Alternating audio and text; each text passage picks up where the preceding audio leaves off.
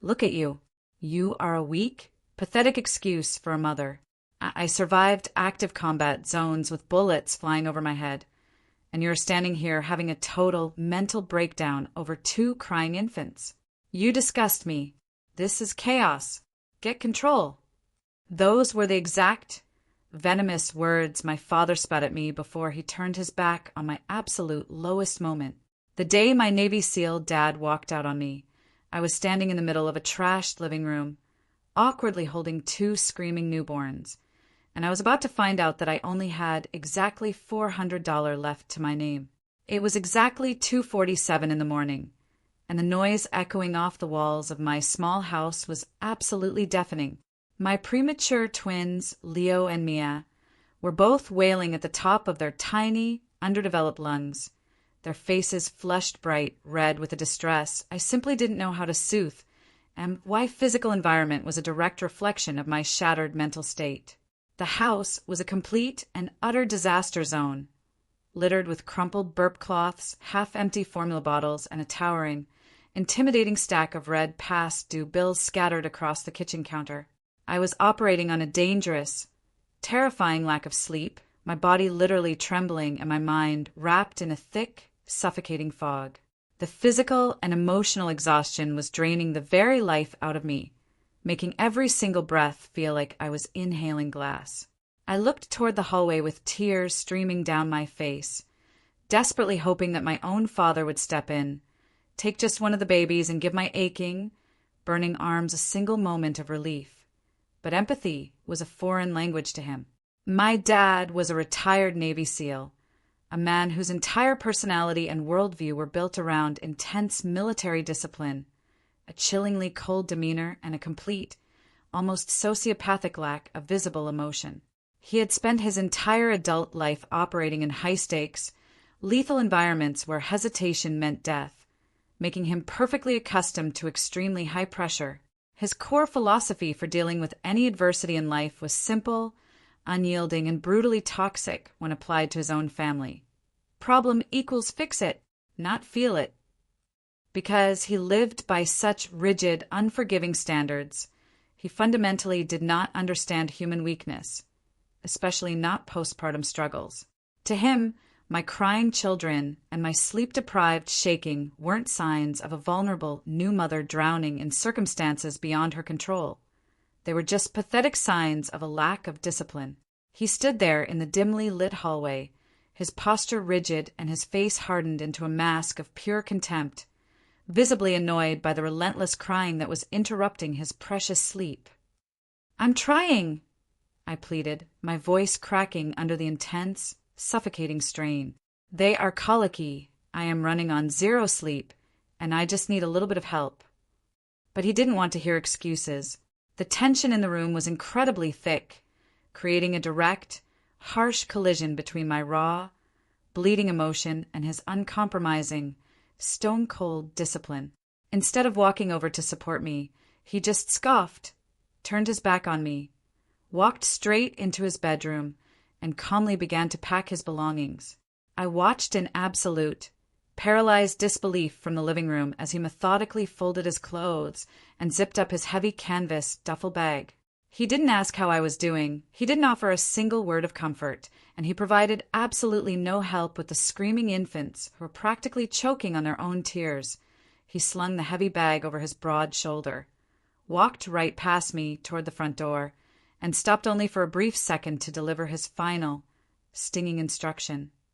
"Call me when you have it under control," he said, his voice flat and devoid of any paternal warmth.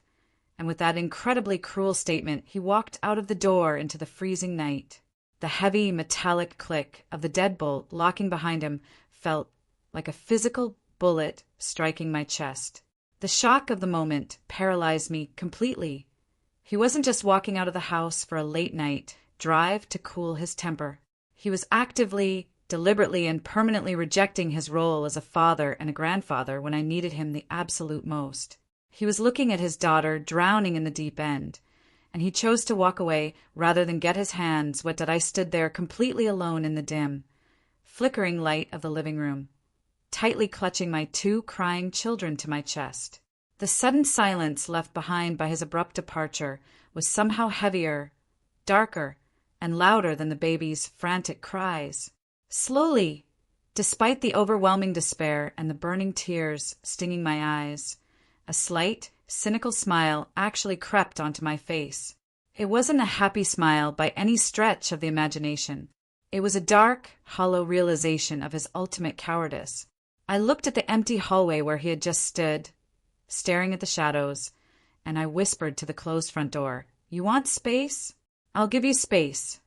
I barely managed to survive the rest of that awful night, finally getting the twins to sleep just as the pale, gray morning sun started to rise. The real nightmare, however, began a few hours later.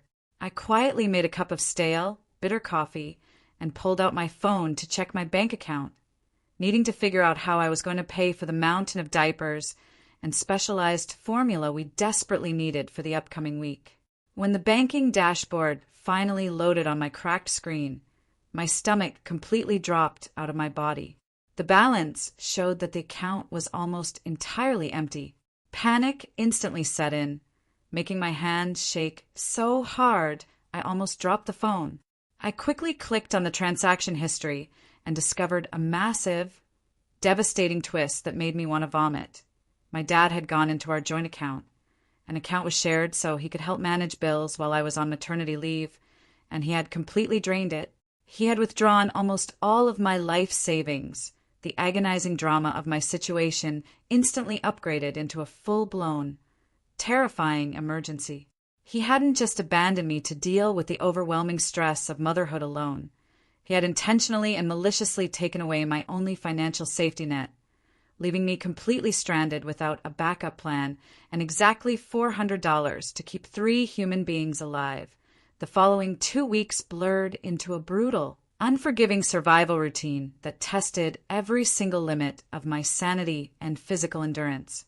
I existed on absolutely no sleep, pacing the worn, creaky floorboards at all hours of the night until the soles of my feet actually blistered and bled.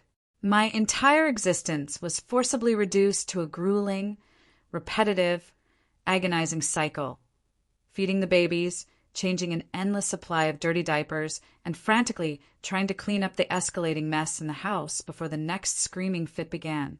I was entirely isolated from the outside world. Often, whenever the sheer weight of the situation became too heavy for my mind to process, I would sit on the cold, hard bathroom floor, turn on the shower to hide the noise, and just cry in complete, suffocating silence. I was fighting a losing war inside my own home, and the intense struggle to keep my children alive created an environment of extreme suffering. I desperately needed a lifeline, and surprisingly, it came from my older neighbor rather than anyone in my blood family. Her name was Ruth, and she lived right next door. She was a tough, deeply seasoned woman who had noticed my rapid physical decline and quickly stepped in as a crucial mentor figure for me during my absolute darkest days. One rainy, miserable afternoon, she caught me having a breakdown outside while I was struggling to drag a heavy, broken bag of trash to the curb, sobbing uncontrollably into the pouring rain. She didn't offer me a warm hug, and she didn't feed me sweet lies about how everything was going to be magically okay. Instead, she walked right up to me, looked directly into my bloodshot, tear-stained face, and delivered a harsh dose of reality that changed my entire perspective forever.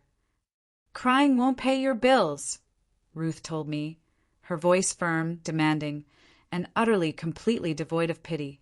"Action will." Those simple words hit me harder than my father's cruel departure.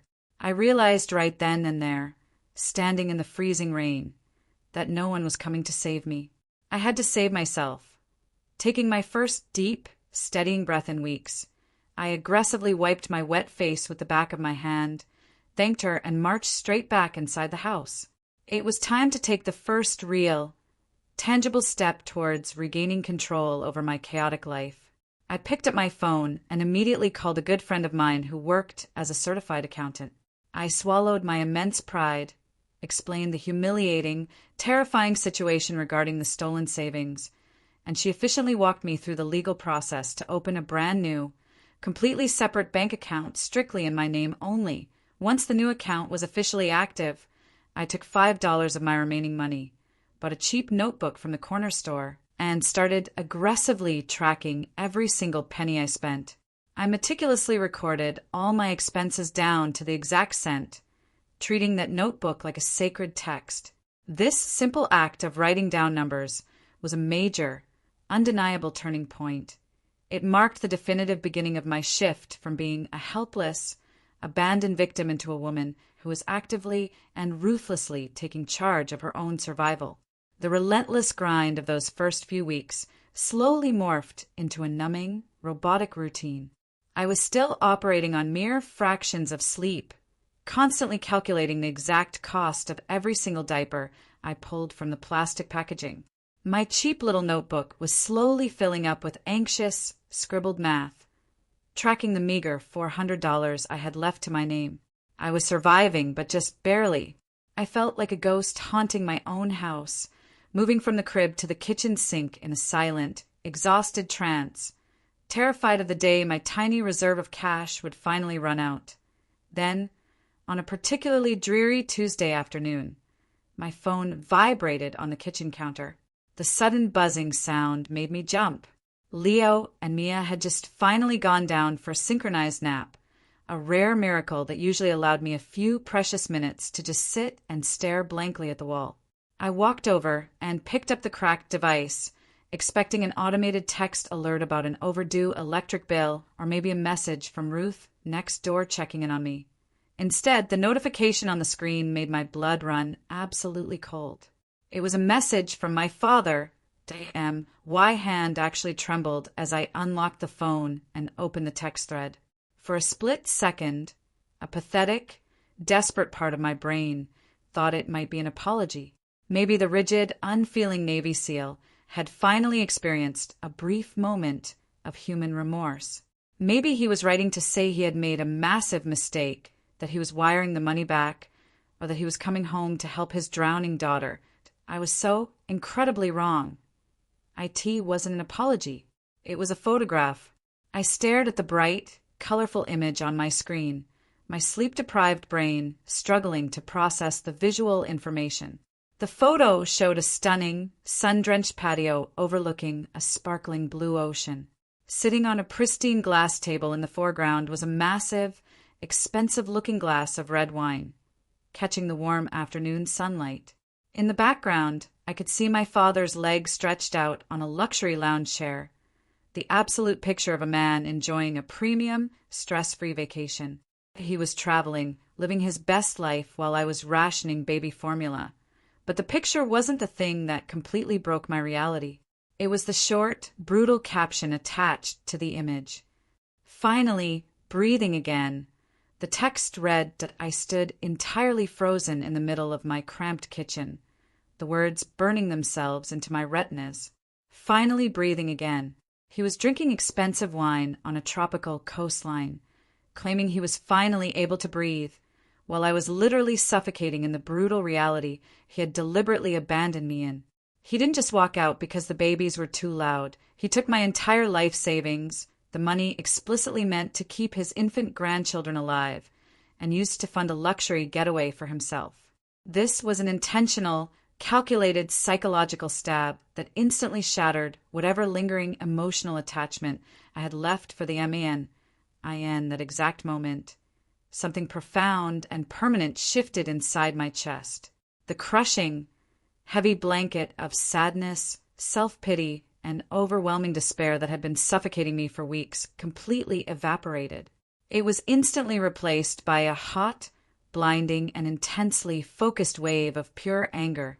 This single photograph acted as the ultimate trigger, sparking a massive internal awakening. I wasn't just a struggling, abandoned daughter anymore. I was a mother who had been maliciously robbed by the one person who was supposed to protect her. I dropped the phone on the counter and walked straight down the hallway, my footsteps heavy and deliberate. I pushed open the bathroom door and flipped on the harsh overhead light. I gripped the edges of the cold porcelain sink and leaned forward, staring directly into the mirror. The woman looking back at me was a complete stranger. My face was pale and deeply drawn, with dark, bruised-looking bags hanging heavily under my bloodshot eyes. My hair was a tangled, greasy mess, and my faded t-shirt was stained with dried baby spit-up. I looked like a casualty of war. I looked exactly like the weak, pathetic victim my father believed me to be. I studied every single line of exhaustion on my face, letting the boiling rage in my stomach rise up into my throat. I looked deeply into my own tired eyes, took a long, ragged breath, and made a concrete decision right then and there. "No more," I said out loud to my reflection, my voice surprisingly steady, harsh, and completely devoid of tears. Those two simple words echoed in the small bathroom, marking a definitive, undeniable turning point in my life. The time for crying on the bathroom floor was officially over. If my father wanted to operate like a ruthless tactician who only understood power and discipline, then I was going to learn how to play his game, and I was going to play it infinitely better. The very next morning, I secured a few hours of childcare for my incredible neighbor, Ruth. I put on my only clean blouse, packed my cheap notebook into my bag, and drove downtown. I wasn't going to the grocery store to count pennies. I was going to seek serious, professional intervention. I had managed to secure a free initial consultation with a tough, highly recommended family lawyer. Walking into the polished, intimidating law office, I felt a brief wave of imposter syndrome, but I forced myself to sit tall in the leather chair opposite the attorney. Her name was Sarah, and she listened intently as I laid out the entire, humiliating story without shedding a single tear. I explained the traumatic night of his departure, the screaming twins, the drained bank account, and the joint financial setup we had established before the babies were born. Finally, I slid my phone across her heavy wooden desk, showing her the vacation photo and the cruel caption. Sarah didn't offer me useless pity. Instead, she leaned back in her chair, steepled her fingers, and gave me the exact information I desperately needed to hear.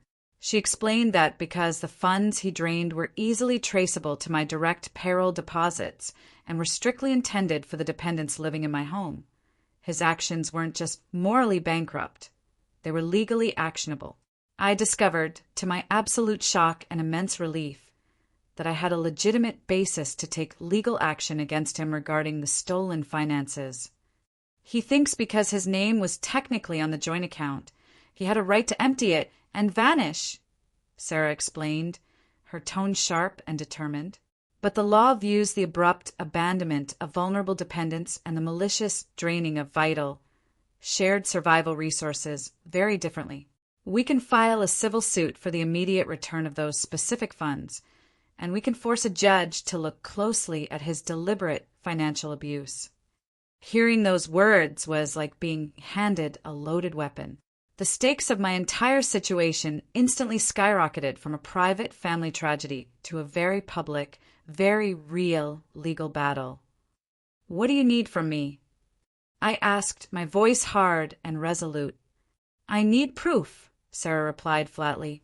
"I need every single receipt, every bank statement, every text message, and a completely airtight timeline. I need you to document everything so he has absolutely nowhere to hide." I left her office that afternoon, feeling an adrenaline rush I hadn't experienced in months. I drove straight home, kissed my sleeping babies, and immediately went to work. I sat at my cramped kitchen table, opened my cheap little tracking notebook, and began the meticulous process of building my weapon. I spent the next several nights wide awake, but this time I wasn't pacing the floors in helpless agony. I was a woman on a relentless mission.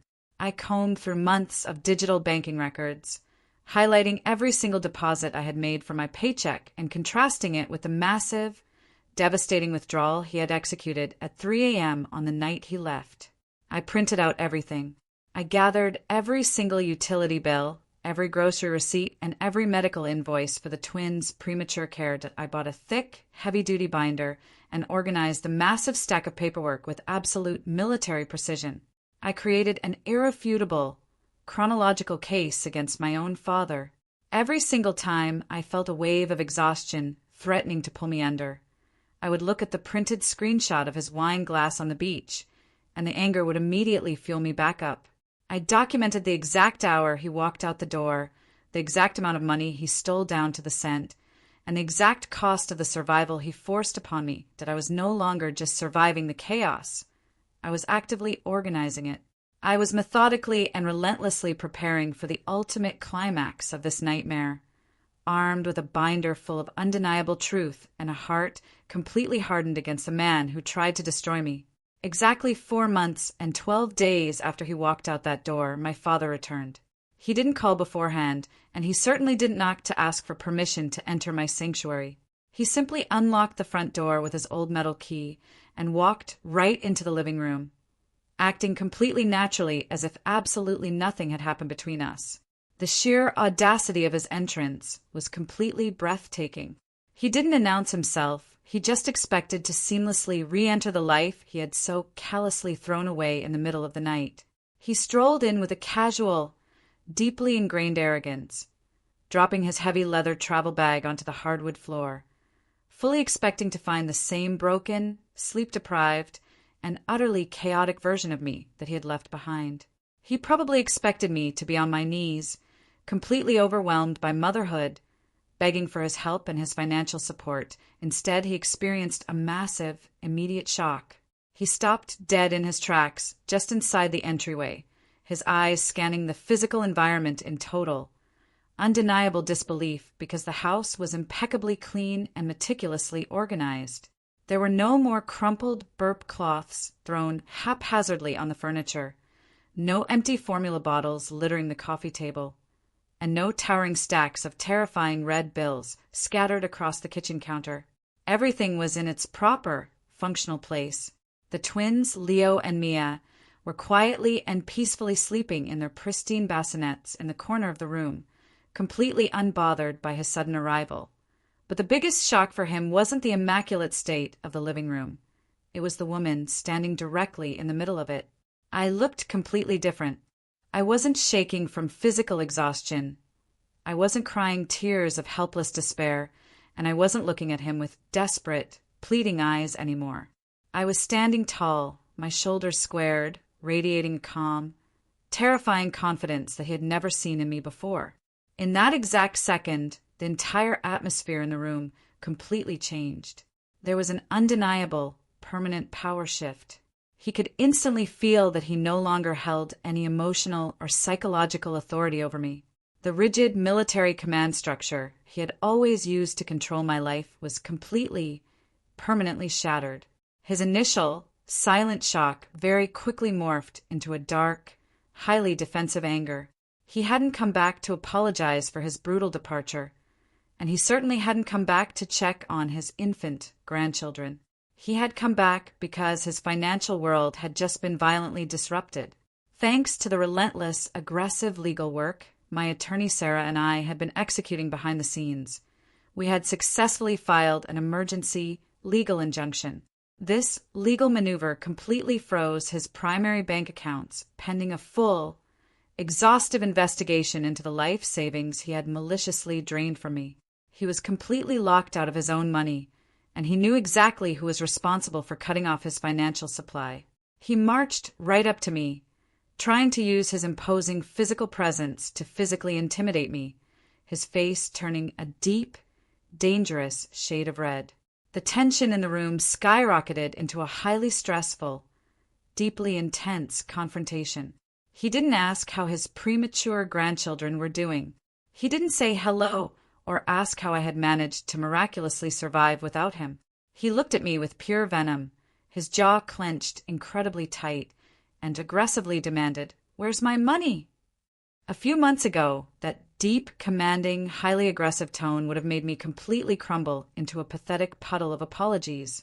I would have instantly submitted to his anger, exactly like I always had throughout my entire childhood.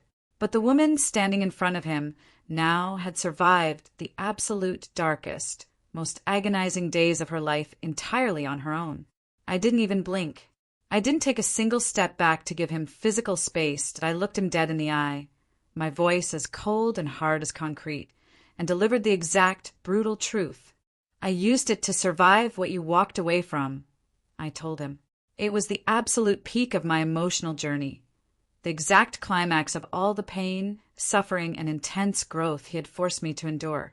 Every single sleepless night, every tear shed on the cold bathroom floor, and every desperate moment of financial panic was tightly packed into that single, unwavering sentence he opened his mouth to shout, to unleash his usual toxic, degrading lecture about discipline and respect. But I completely cut him off. I calmly walked over to the kitchen counter, picked up a thick manila envelope containing the official legal summons, and shoved it hard directly into his chest. I told him he had exactly 10 seconds to take his bag and get out of my house before I called the police and had him legally arrested for trespassing. He looked at the stark legal documents in his hands, looked at my completely unyielding expression, and realized he had completely lost the battle.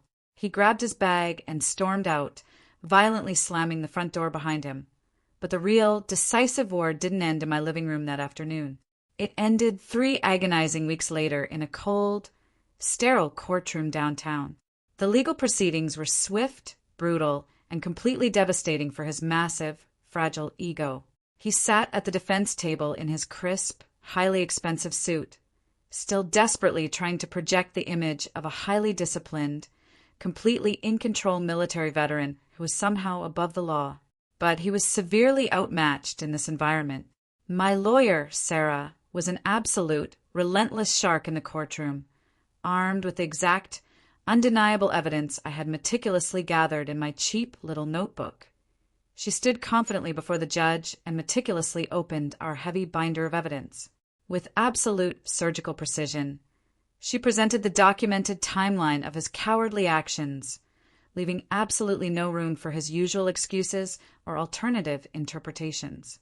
She showed the court the exact, certified bank statements proving that the money was abruptly and maliciously withdrawn in the middle of the night. She presented the terrifying, incredibly dangerous financial state he had intentionally left me in, highlighting the past due medical bills and the exorbitant cost of keeping premature infants alive. She systematically and ruthlessly proved how his fundamental, moral, and legal responsibilities to his dependent family members were completely abandoned. She even submitted the printed photograph of his luxury vacation with the sickening, "finally breathing again" caption, placing it directly in front of the judge for a thorough review. And why father's lawyer desperately tried to spin the narrative, arguing that my dad was simply employing a tough love approach, claiming it was a necessary, character-building lesson in self-reliance and personal discipline. He tried to paint me as an entitled, weak daughter who just couldn't handle the normal, everyday pressures of motherhood. The judge, a stern, deeply experienced woman who had clearly seen enough family trauma to last a lifetime, was absolutely not buying his ridiculous, insulting excuses. She looked at the colorful vacation photo of him drinking expensive wine on the beach, looked at the undeniable banking records detailing the massive withdrawal, and then locked her eyes directly onto my father. The silence in the courtroom was incredibly heavy, thick with the intense anticipation of his ultimate downfall. She leaned forward over the heavy wooden bench, her voice echoing through the quiet room with absolute authority and deep, undeniable disgust. "This is not discipline," the judge stated firmly, delivering the ultimate, fatal blow to his entire fabricated defense. "This is abandonment." Those 2 sharp sentences completely shattered his reality. The rigid, unfeeling military persona he had successfully hidden behind his entire life was instantly and publicly stripped away in front of a court of law. He wasn't a hero teaching a hard lesson. He was a cowardly man who had deliberately stolen from his own vulnerable family. The judge ruled entirely in my favor, legally forcing him to return every single cent he had taken, plus ordering him to cover all of my extensive legal fees and additional financial damages, as the judge aggressively banged her wooden gavel and finalized the ruling. I watched my father experience a complete and total emotional collapse. The arrogant man who had always demanded absolute control suddenly realized he had absolutely none left. He slumped heavily in his wooden chair, staring blankly at the floor as the weight of his actions finally crushed him. In a highly satisfying moment that perfectly mirrored the shocking opening line of this entire nightmare, I heard him whisper a desperate, deeply defeated realization to himself. "This can't be happening," he muttered, his voice visibly shaking with the devastating reality that he had just lost absolutely everything. Walking out of the heavy oak doors of the courthouse that afternoon felt like stepping onto an entirely different planet. The cold, sterile air of the legal building was instantly replaced by the warm, bright afternoon sun hitting my face. I stood on the concrete steps and took a massive, deep breath, letting the fresh air fill my lungs completely. For the first time in almost half a year, my chest didn't feel tight with agonizing panic or suffocating anxiety. The massive, invisible weight that had been pressing down on my shoulders since the exact moment my father walked out of my living room at 2:47 in the morning was finally gone. I turned my head and watched my father exit the building a few moments after me. He looked completely unrecognizable from the arrogant, hardened Navy SEAL who had confidently strolled back into my house just a few weeks prior. His expensive, tailored suit suddenly looked far too big for him, hanging loosely on his frame. His normally rigid, perfect military posture was completely gone, replaced by a heavy, defeated slump. He walked down the courthouse steps slowly, his eyes fixed firmly on the ground, completely unable to look in my direction. The judge's harsh, undeniable ruling had absolutely shattered his reality. He was finally, legally held accountable for his cowardly abandonment, and as a direct result, he permanently lost the absolute control he had always desperately needed to hold over me. I didn't feel a single ounce of pity for him as I watched him walk toward his car. He had deliberately chosen his path. He had chosen his luxury vacation and his expensive wine over the survival of his own flesh and blood. I turned my back on him, walked to my own heavily dented car, and drove back to the small house that I had fought so incredibly hard to keep. The immediate aftermath of the court's decision was a whirlwind of aggressive, highly satisfying administrative work. Within exactly 14 business days, the legal system forcefully executed the financial judgments against him. I will never forget the Tuesday morning when I opened my banking app on my phone and saw the numbers refresh. The balance wasn't just $400 anymore. Every single cent of my stolen life savings had been forcefully transferred back to me, along with full compensation for all the extensive legal fees and the additional financial damages he had caused. Staring at that restored bank balance, I cried for the first time in months. But these weren't the desperate, silent tears I used to shed on the cold bathroom floor while the shower was running. These were heavy, overwhelming tears of pure, unadulterated relief. I had successfully taken back my total financial control, permanently securing my ability to provide for my babies, and I had cemented my absolute, undeniable independence. I was no longer a victim waiting for a handout or a terrified daughter begging for her father's approval. I was the sole provider and the absolute protector of my family. That evening, I sat down at my kitchen table, which was now completely clear of any terrifying red bills. I pulled out the cheap, beat-up corner store notebook I had used to meticulously track every single penny during my darkest days of survival. I gently ran my fingers over the pages filled with my frantic, exhausted handwriting. I didn't throw it away. Instead, I carefully placed it on the top shelf of my closet. It was a vital piece of my history, a permanent, physical reminder of the exact moment I stopped waiting for a savior and decided to become my OWN. As the harsh months slowly transitioned into years, the chaotic, desperate atmosphere of our home completely vanished. The house was no longer a terrifying disaster zone filled with crying premature infants and crushing exhaustion. It became a sanctuary of immense warmth, loud laughter, and absolute stability. My twins, Leo and Mia, began to grow up, transforming from tiny, fragile babies into incredibly strong, bright, and fiercely independent children. I poured every single ounce of my energy into raising them with the exact opposite philosophy of my father. Where he demanded silent, rigid discipline, I encouraged open, messy emotional expression. Where he believed problems should only be fixed and never felt, I taught my children that feeling their emotions was the very first step to fixing any problem they would ever face. Watching them develop their own unique personalities has been the greatest, most rewarding experience of my entire life. As they navigated through elementary school and entered their early teenage years, fascinating, incredibly specific traits started to emerge in both of them. It is deeply, profoundly symbolic of our family's intense journey of healing and growth that one of my children now confidently declares she wants to be a lawyer, while the other is completely fascinated by finance and numbers. Mia is fierce, articulate, and completely unafraid of confrontation. When she sees something unfair happening on the playground or in the classroom, she immediately steps in, meticulously arguing her points with an intensity that constantly reminds me of Sarah, the relentless attorney who saved my life in that courtroom. Leo, on the other hand, has a brilliant analytical mind.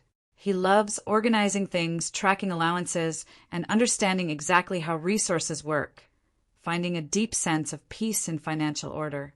They are naturally gravitating toward the exact two highly specialized disciplines that their mother had to rapidly master in order to save their lives when they were utterly defenseless, and why father never attempted to forcefully re-enter our lives after the devastating reality check he received in court.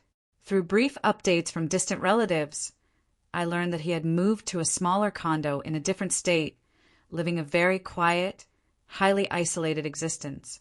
The ironclad discipline and complete lack of empathy that he thought made him incredibly strong had ultimately left him entirely alone.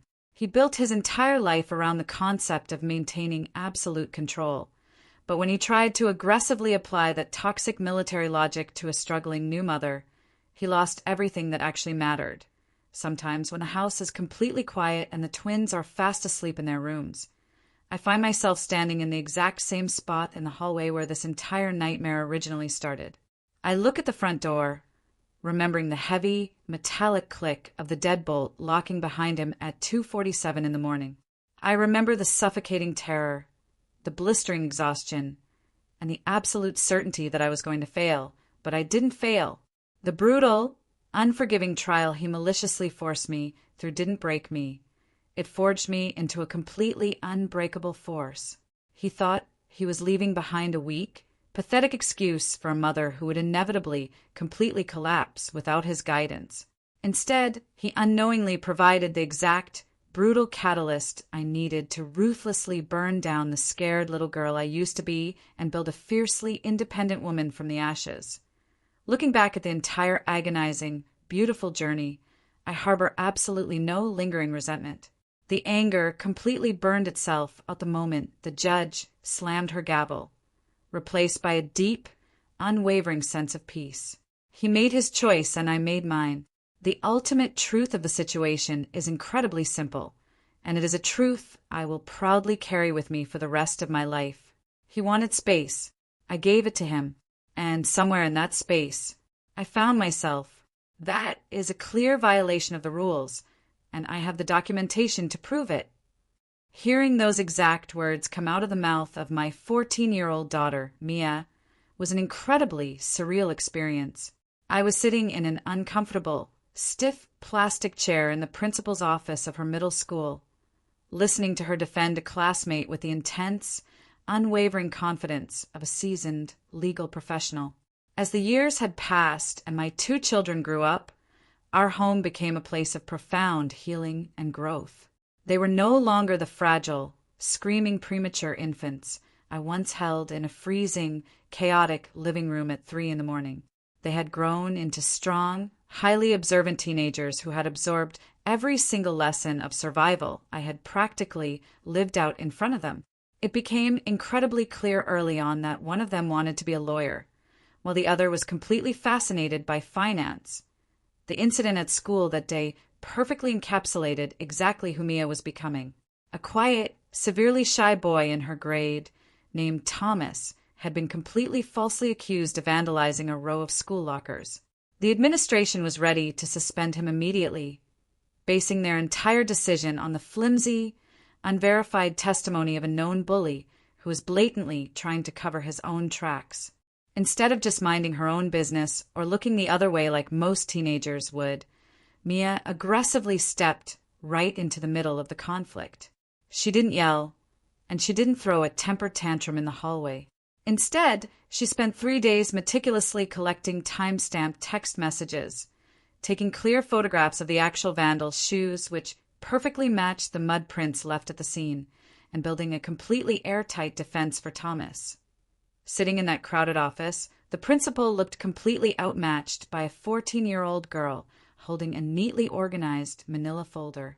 Mia laid out the physical evidence with absolute surgical precision, dismantling the bully's lies one by one. Watching her operate in that room, I felt an incredibly powerful wave of déjà vu wash over my entire body. She had the exact same rigid posture, the exact same sharp, uncompromising tone of voice, and the exact same relentless pursuit of the truth as Sarah, the fierce attorney who had saved my life in a downtown courtroom all those years ago. Faced with undeniable proof, the principal immediately dropped the fake charges against Thomas. Mia didn't gloat. She simply nodded, packed up her folder, and walked out of the room like she did this every single day on the drive home that afternoon. The inside of the car was completely quiet for a long time. I kept glancing at her in the rearview mirror, watching her stare out the window with a look of intense, satisfying peace on her face.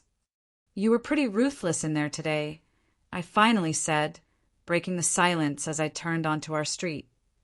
"He was lying," Mia replied instantly, not taking her eyes off the passing houses. And Thomas couldn't defend himself against them. Someone had to step in and force the administration to look at the actual, documented facts. Her simple, highly factual statement hit me incredibly hard in the chest. She was naturally operating on the exact opposite moral frequency of my father. When my father, the hardened and highly trained Navy SEAL, saw a vulnerable person who couldn't defend themselves, he viewed it as a pathetic weakness and deliberately walked away, selfishly choosing his own comfort over his fundamental responsibilities. When Mia saw a vulnerable person, she immediately stepped in, weaponized the truth, and fought fiercely on their behalf. That evening, after we had dinner, and Leo went straight to his room to update his incredibly detailed spreadsheets, because my other child was already spending hours tracking imaginary investment portfolios and analyzing resources, Mia and I sat down together in the quiet living room. I decided right then that it was finally time to show her the physical origin of the stable life she was currently living. I walked down the hallway, opened the top shelf of my closet, and pulled down the heavy, black legal binder I had used to absolutely destroy her grandfather in court. I also grabbed the cheap, beat-up notebook from the corner store that I had used to track my last remaining $400. I brought them back to the living room and placed them heavily on the wooden coffee table directly in front of her. She looked at the worn materials, her sharp, intelligent eyes immediately recognizing the heavy gravity of what they were. Over the next 2 hours, I told her the entire, unfiltered truth about the night she and her brother were crying in the dark. I didn't sugarcoat the trauma, and I didn't hide the ugly, humiliating details. I explained exactly how her grandfather had maliciously drained our bank accounts, how I had completely panicked on the bathroom floor, and how a ruthless lawyer had taught me how to fight back using nothing but documented facts and the power of the law. Mia carefully opened the heavy black binder.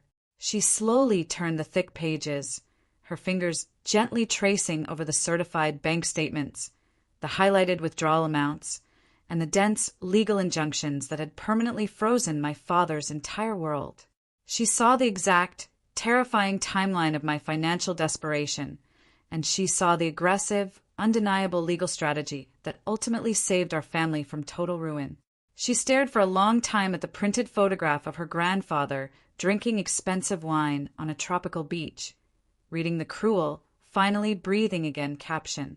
She didn't cry, and she didn't act shocked. Instead, her face hardened into a familiar look of absolute, unyielding determination. "He thought he could just take everything because he was stronger," Mia said quietly, her eyes locked onto the intimidating legal documents. "He thought because he had the financial power, he didn't have to follow any of the rules."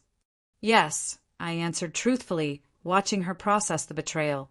"He relied entirely on intimidation and fear." He thought his military discipline made him completely untouchable by someone like me. But he wasn't, she replied, finally looking up at me, her eyes shining with a fierce, burning intelligence. The law completely stopped him.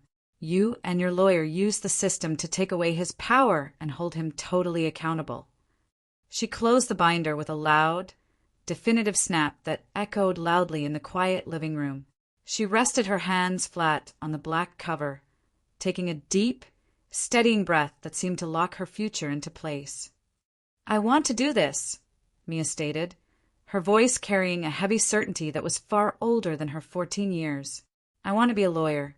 I want to be the exact person who stands in front of arrogant bullies who think they can take whatever they want just because they're stronger. I want to learn exactly how to legally dismantle them.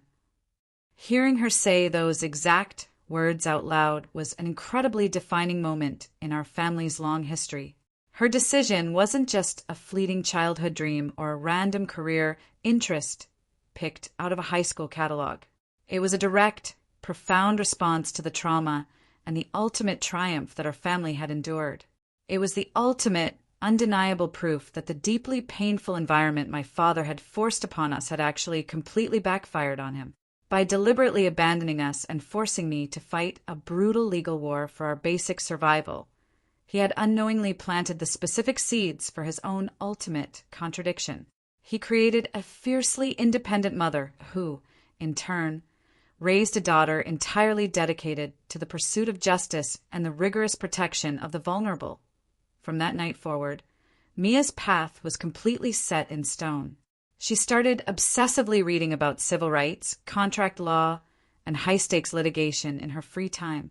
She joined the high school debate team and absolutely dominated her opponents, systematically stripping away their emotional arguments and trapping them in corners with cold, hard facts.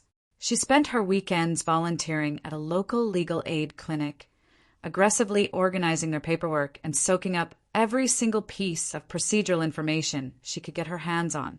She treated her education with the exact same intense, uncompromising discipline that my father had always bragged about, but she applied it to a completely different, entirely selfless purpose. Watching her deliberately dedicate her entire life to becoming an attorney gave me a profound sense of closure. I knew with absolute certainty that no one would ever be able to walk into her life, strip away her safety net, and leave her stranded in the dark. She was actively building an entire arsenal of knowledge, preparing herself to navigate the adult world completely on her own terms. The legacy of our family was no longer defined by the cowardly exit of a retired Navy SEAL.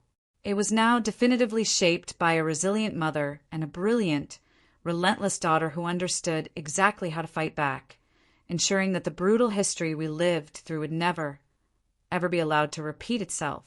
While Mia was busy building her legal armor and preparing to fight on the front lines, my son Leo was quietly constructing an entirely different kind of fortress for our family. If Mia was the fierce, aggressive shield that protected us from the outside world, Leo was the rock-solid, completely unshakable foundation that kept our home standing tall. As the twins grew older, it became incredibly obvious that one child wanted to be a lawyer, while the other was completely obsessed with finance and numbers. Leo didn't care about debate club or confronting bullies in the principal's office. His entire world revolved around spreadsheets, data analysis, and the absolute, undeniable truth of mathematics. Walking into Leo's bedroom was like walking into the office of a seasoned financial analyst. While other teenage boys had their walls plastered with posters of sports cars or video games, Leo had 2 massive computer monitors dominating his desk, constantly displaying complex, color-coded spreadsheets. He tracked absolutely everything. He tracked his weekly allowance. He tracked the exact cost per ounce of the groceries I brought home. And he even built a comprehensive, long-term projection model for his future college tuition when he was only 13 years old. He found a deep, profound sense of peace and absolute stability in organizing resources and understanding exactly where every single penny was going. First, I didn't fully understand the intense depth of his fascination. I just thought he was naturally good at math. But one rainy Saturday afternoon, The true psychological root of his obsession became completely clear to me.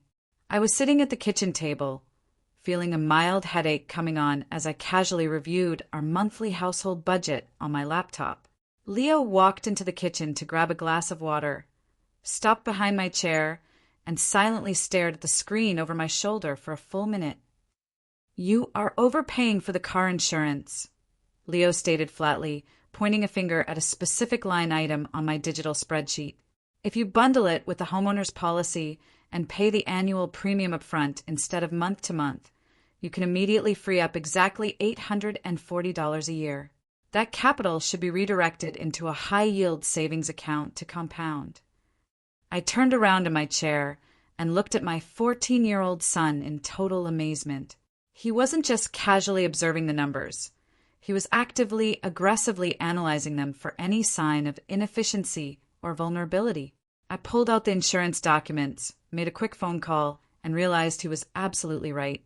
He had instantly found a way to secure more financial padding for us just by looking at the screen for 60 seconds.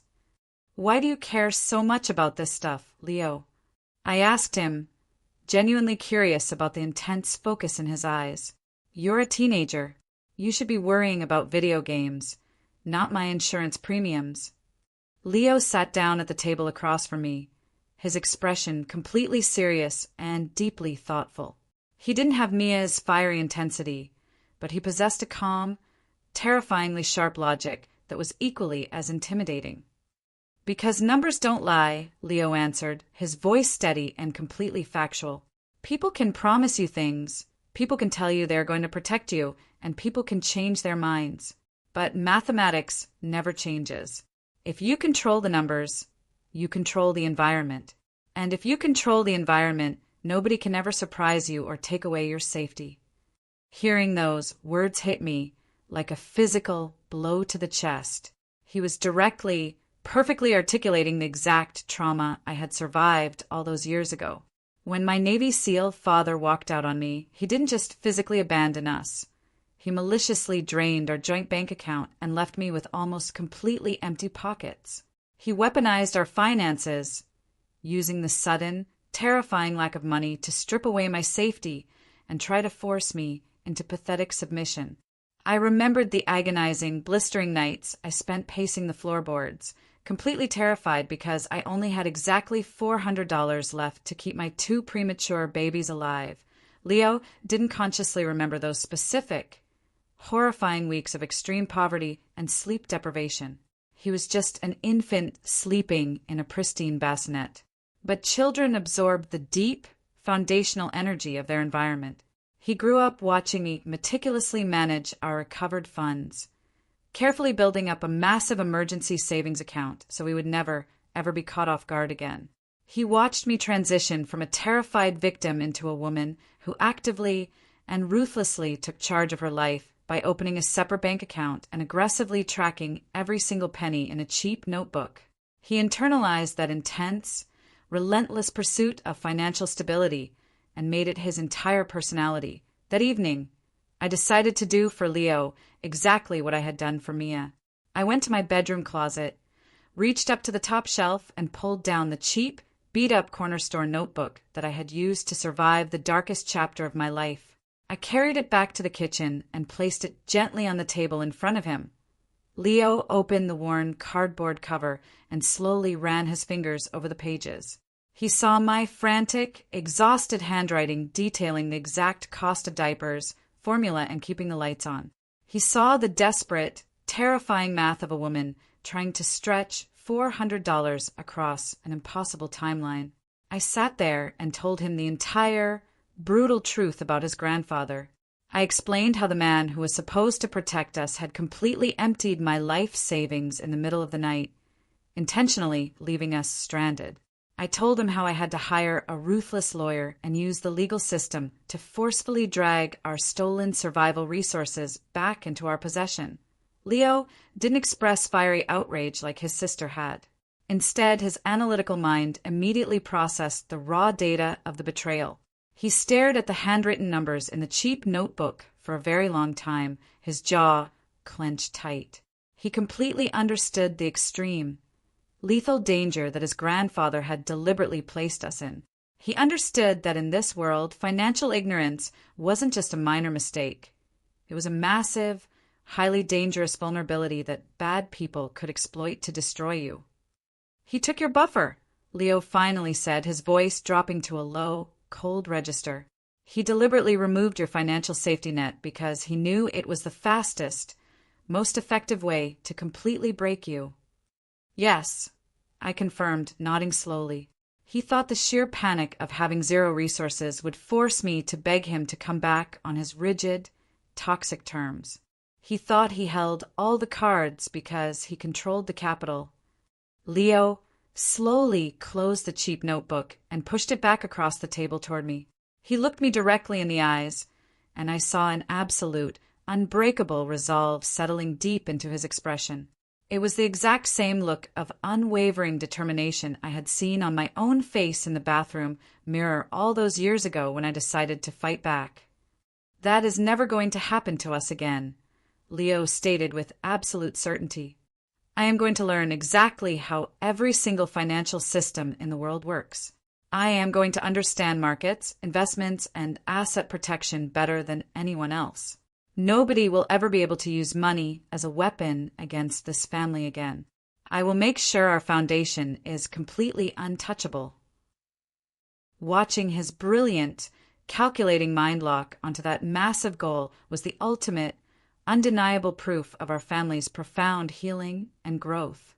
My father's cruel, cowardly actions had completely backfired on a generational scale. By attempting to destroy me with financial ruin, he had inadvertently created a grandson who is now dedicating his entire life to mastering financial security. Leo wasn't just interested in getting rich. He was interested in building an impenetrable fortress of stability. He viewed money not as a tool for arrogant control, but as the ultimate necessary armor to protect the people he loved and the years that followed. Leo's dedication only intensified. He started managing his own small, highly successful investment portfolio before he even got his driver's license.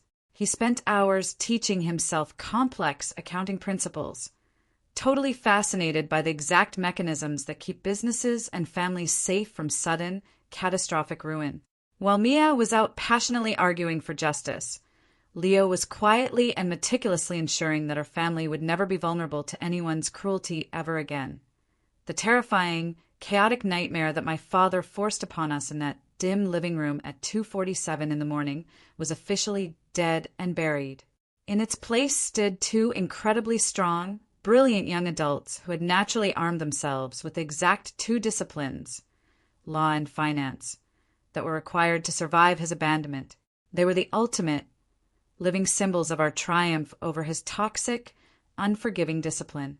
We hadn't just survived the absolute worst thing he could do to us.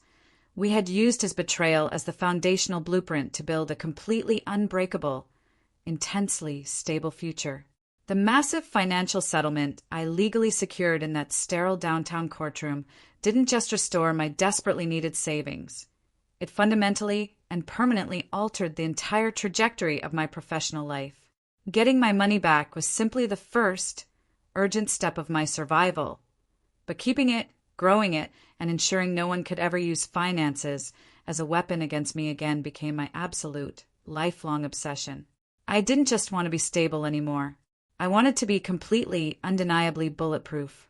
I realized that the rigorous, aggressive skills I had been forced to develop while fighting my own father, meticulously organizing evidence, tracking every single penny, and strategically building a flawless case, were highly valuable, marketable abilities.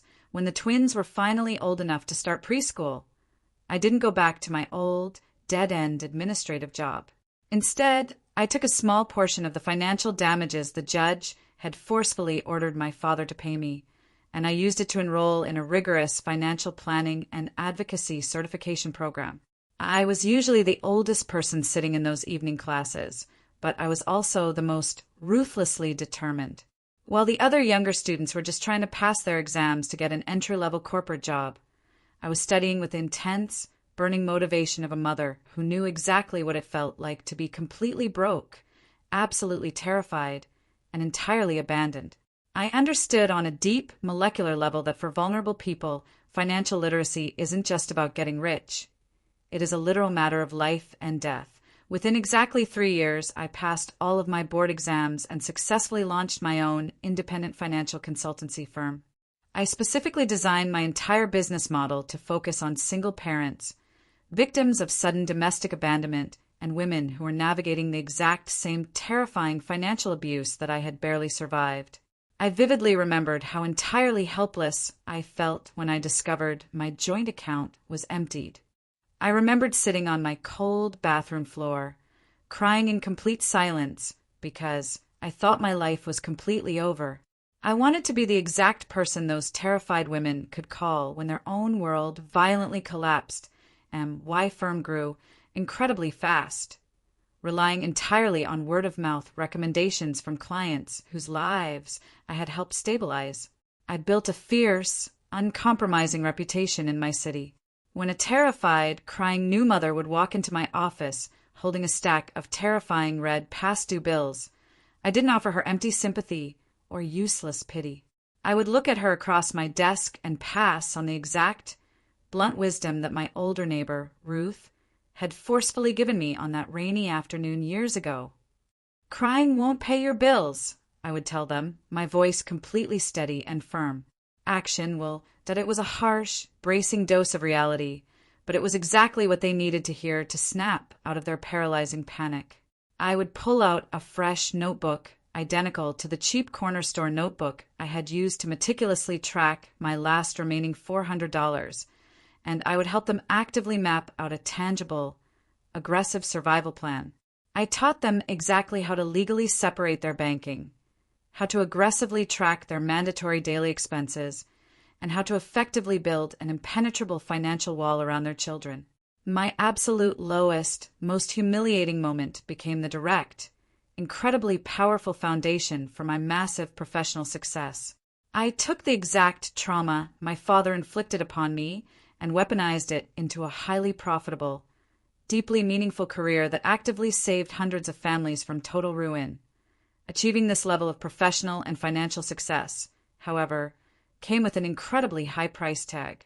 Over the years, I learned several incredibly expensive, painful lessons about human nature, family, and the true definition of strength. The most profound lesson I learned was about the toxic, destructive nature of extreme discipline when it is completely devoid of empathy. My father was a retired Navy SEAL who had spent his entire adult life operating in high-stakes, lethal environments, which made him perfectly accustomed to extremely high pressure. He lived his entire life by a brutally cold, unyielding philosophy. Problem equals fix it, not feel it. He genuinely believed that showing any visible emotion or asking for help was a pathetic, disgusting sign of human weakness. When he looked at me standing in my living room at 2:47 in the morning, holding 2 screaming, premature newborns, he didn't see a daughter who was drowning in exhaustion. He just saw a weak person creating chaos who desperately needed to get control. I finally realized that his version of strength was actually the ultimate form of cowardice. True strength isn't packing a canvas duffel bag and walking out of the front door into the night because the crying is too loud. True strength isn't stealing your family's vital survival funds to go drink expensive wine on a tropical beach so you can claim you are finally breathing again. True strength is standing barefoot in the middle of the chaotic mess, feeling the absolute, crushing weight of the exhaustion, and choosing to stay anyway. True strength is feeling the intense, agonizing problem deeply in your chest, and then finding the relentless grit to actually fix it without ever abandoning your fundamental responsibilities. Another incredibly expensive lesson I learned was that you cannot negotiate with or seek validation from someone who fundamentally does not respect you. For the first few weeks after he left, a small, pathetic part of me still desperately wanted him to come back. I wanted him to see me successfully managing the babies and finally tell me that he was proud of my discipline. But the moment my lawyer and I dragged him into that courtroom, and the judge looked him dead in the eye and publicly stated, "This is not discipline. This is abandonment," I finally let go of that childish need for his approval. I accepted the harsh reality that some people are simply broken, and you cannot sacrifice your own sanity trying to fix them. You have to aggressively cut the dead weight and move forward. Why successful career completely transformed our daily lives, securing the exact independence I had fought so brutally for. We moved out of the small, cramped house and bought a beautiful, spacious home in a quiet, highly rated school district. The terrifying, sleepless nights of aggressively calculating the exact cost of baby formula down to the penny were completely gone, replaced by a deep, unwavering sense of total financial security. I could finally provide Leo and Mia with every single resource they needed to thrive, directly fueling their intense passions for law and finance. But no matter how high my business revenue climbed or how many prestigious industry awards I proudly placed on my office shelves, I never, ever forgot where I came from. I kept that cheap, beat-up notebook prominently displayed on my expensive mahogany desk at work. It served as my daily, undeniable reminder. Every single morning when I sat down in my comfortable leather executive chair, I would look at the frantic, scribbled math on those worn pages. I would mentally teleport back to the exact day my Navy SEAL dad walked out on me, leaving me holding 2 crying newborns with exactly $400 left to my name. That I would remember the suffocating panic, the blistering exhaustion, and the absolute certainty that I was going to fail. And then I would look around my beautiful, successful office, take a deep breath, and get straight to work. The lessons were incredibly expensive, costing me a father and months of agonizing suffering. But they ultimately bought me something infinitely more valuable. They bought me the undeniable, unshakable knowledge that I am fully capable of surviving absolutely anything. Years have passed since that terrifying, chaotic night when my world completely collapsed, and the profound quiet in my house today still sometimes catches me completely by surprise. I often sit on my front porch with a hot cup of coffee, watching the gentle morning sun rise over our quiet neighborhood, and I just let myself fully absorb the absolute peace that now surrounds us. The grueling, agonizing survival mode that once defined every single second of my existence is permanently gone. The suffocating physical exhaustion, the towering stacks of terrifying past-due bills, and the blistering panic of having only $400 left to my name belong to an entirely different lifetime. Through an incredibly brutal, unforgiving journey of sheer willpower and relentless legal action, the daughter successfully regained complete financial control and established her absolute independence. I am no longer the terrified, trembling girl standing barefoot in a trashed living room, desperately begging for a single ounce of help from a man who was entirely incapable of giving it. I am a fully realized, fiercely independent woman who successfully rebuilt her entire life from absolute zero. I built a highly successful career, I purchased a beautiful home, and most importantly, I created an impenetrable fortress of safety for my children. In stark contrast, the father was legally held accountable for his cruel actions and permanently lost all control over his family. He was forced to hand over every single cent he maliciously stole, and in doing so, he completely stripped himself of the toxic authority he always used to manipulate my life. He chose to walk away because he wanted to completely avoid the messy, uncomfortable reality of human vulnerability, but his cowardly exit ultimately left him with absolutely nothing. Healing from that level of profound, fundamental betrayal was not a simple, overnight process. You do not just win a massive court case, get your stolen money back, and instantly forget the deep emotional trauma of being abandoned by your own parent. For a very long time, I still jumped every single time I heard a loud, metallic click at the front door. I still had terrifying, vivid nightmares about running out of baby formula and watching my bank account completely drained to zero. But healing is a deliberate, active choice that you have to make every single day. I actively chose to break the brutal cycle of generational trauma that my father tried to violently force upon me. I completely rejected his toxic military philosophy that demanded total emotional suppression, and I actively fostered an environment of immense warmth, open communication, and fierce, unconditional support inside my own home. The ultimate, undeniable proof of that successful healing is vividly reflected in the incredible people my children have become. Over the years, the two kids grew up in an environment completely opposite to the one I was raised in. They are no longer the fragile, screaming premature infants who kept me awake for weeks on end. They are highly intelligent, deeply compassionate, and incredibly strong young adults who completely understand the exact value of truth, justice, and absolute stability. As they navigated through school and began intensely focusing on their futures, their unique personalities naturally gravitated toward the exact disciplines that saved our family from total ruin. One child specifically wants to be a lawyer, actively dedicating her life to fighting for the vulnerable and dismantling arrogant bullies. The other child genuinely likes finance and numbers, obsessively building long-term security to ensure a family is never financially threatened again. Watching them pursue these specific paths is not just a proud parenting moment. It is deeply symbolic of the family's overall healing and massive personal growth. They took the absolute worst, most agonizing chapter of my life and completely transformed it into their own personal armor.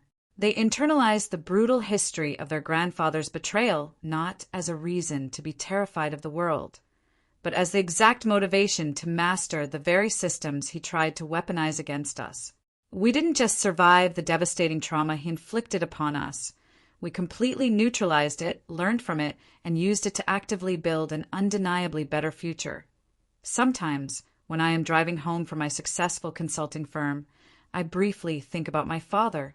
I don't feel anger anymore, and I certainly don't feel any lingering sadness or desperate need for his validation. I just feel a deep clinical pity for a man who completely misunderstood what true strength actually is. He spent his entire life trying to be an untouchable, emotionless Navy SEAL, completely detached from the messy, beautiful reality of human connection. He thought his rigid discipline made him superior to a crying, exhausted mother. But true strength is the profound ability to stay in the room when everything is falling apart. True strength is feeling the intense, burning pain of a crisis and choosing to fight your way through it anyway. He ran away from the fire, and I confidently walked straight through it. I recently found myself standing alone in the exact same spot in the hallway where this entire nightmare originally started.